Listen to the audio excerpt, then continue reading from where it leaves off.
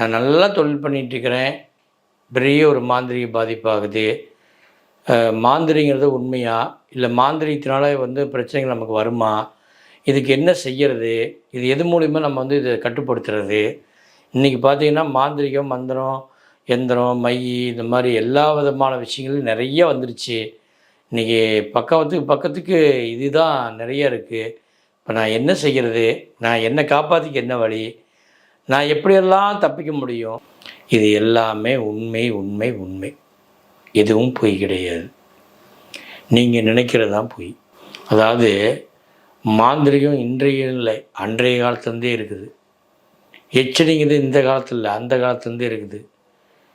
செய்வனே அப்படிங்கிறது அந்த காலத்துலேருந்தே இருக்குது. இது எல்லாமே இருக்கிறது உண்மை தான்.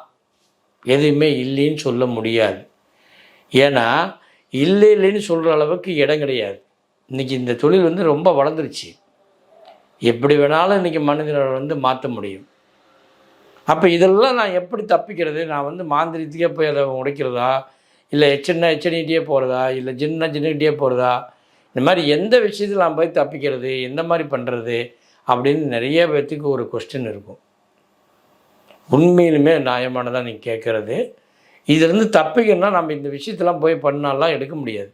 சொல்லுவாங்கள்ல, குறிஞ்சி முள்ளால் எடுக்கணும் அப்படின்னு சொல்லுவாங்க. அது மாதிரி இதை முள்ளால் தான் எடுக்க முடியுமா? அப்போ அந்த மந்திரத்தால் தான் எடுக்க முடியுமா அப்படின்னு கேட்கலாம். இது எல்லாமே ஒரு மந்திரத்துக்கு கீழே தான் இருக்குது.